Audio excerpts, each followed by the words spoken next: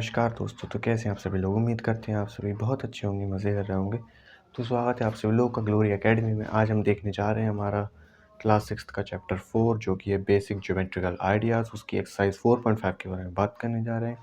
तो चलिए बिना किसी देरी के जल्दी से एक्सरसाइज को अपन शुरू करते हैं। तो आइए देखते हैं हमारे फर्स्ट क्वेश्चन में क्या दे रखा है। फर्स्ट क्वेश्चन में दे रखा है draw a rough sketch of a quadrilateral P Q R S, draw its diagonal, name them, is the meeting point of the diagonal is interior और एक्सटीरियर ऑफ द क्वाड्रिलेटरल। तो इसमें कह रहे हैं कि एक रफ स्केच मतलब एक अपन को क्वाड्रिलेटरल बनाना है जिसकी नेमिंग करनी है पी क्यू आर एस से, ठीक है। और उसके डायगोनल्स भी ड्रॉ करने हैं जिसकी नेमिंग हमें अपने मन से करनी है, ठीक है।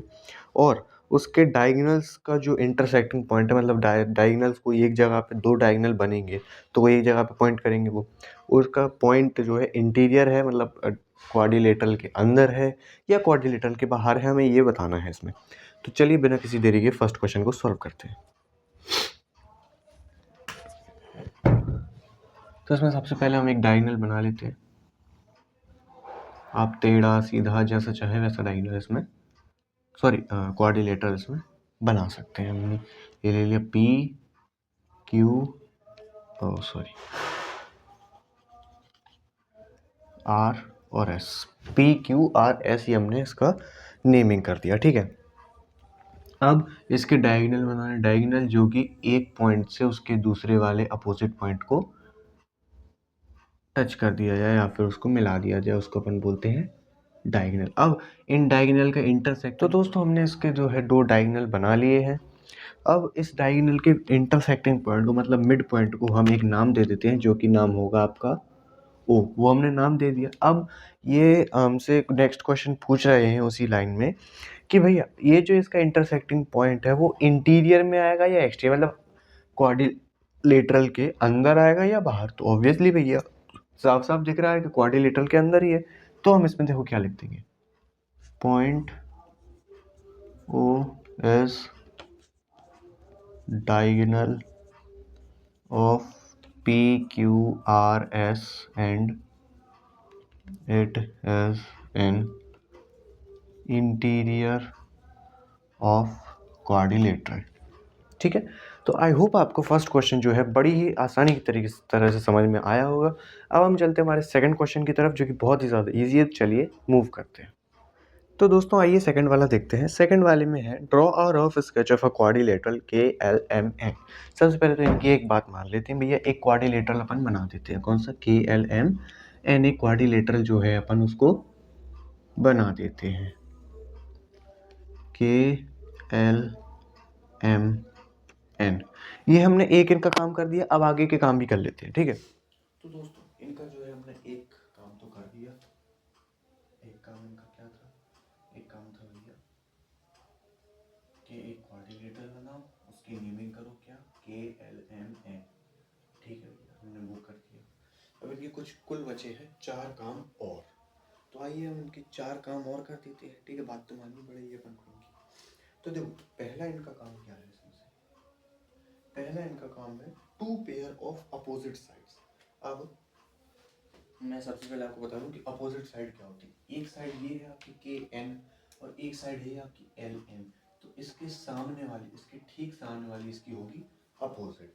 तो अब भैया आप क्या दोगे, एक ये लिख दो एक ये लिख दो, तो इनके टू पेयर होगा नहीं, एक ये प्लस ये, एक ये प्लस ये, क्योंकि पेयर में दो चीज दो आती है। कोई भी चीज आप किसी भी चीज का पेयर बनाओ तो हमेशा दो चीजें आएंगी हमारी। तो एक ये लाइन है, मतलब एक ये साइड आएगी, एक ये साइड आएगी। तो देखो एक तो वो आपकी KN एंड LM, ऐसे ऊपर वाले लेवल से अपन KL एंड NM। तो इनकी ये दो पेयर हमने जो है अपोजिट साइड्स के बना दिए। इनकी दूसरी बात भी हमने मान ली। अब इनकी तीसरी बात क्या है? इनकी तीसरी बात है भैया two opposite side, sorry two opposite angle के बारे में बताना। अपोजिट जैसे अपनी अपोजिट साइड थी ऐसे अपने अपोजिट एंगल है। जैसे कि K का अपोजिट क्या होगा? उसके साथ ठीक सामने वाला उसका M। N का अपोजिट क्या होगा? उसके ठीक सामने वाला L। तो इनके दूसरे सवाल में हमें देना है कि अपोजिट साइड्स के बारे में लिखना है। तो K और M हो गया एक, तो angle K and angle M, और एंगल N और एंगल N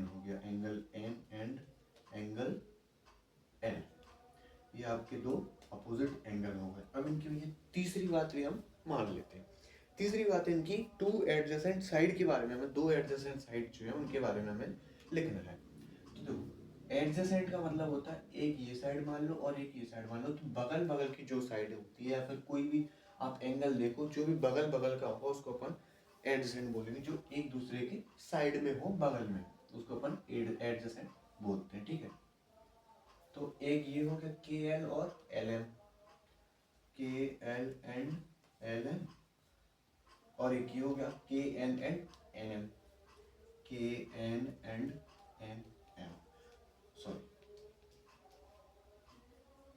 ठीक है। अब इनकी डी मतलब चौथी बात इनकी लास्ट बात है इस क्वेश्चन में। चौथी बात के बारे में बात कर लेते हैं। चौथी बात है इनकी कि two pair of adjacent angle बताने।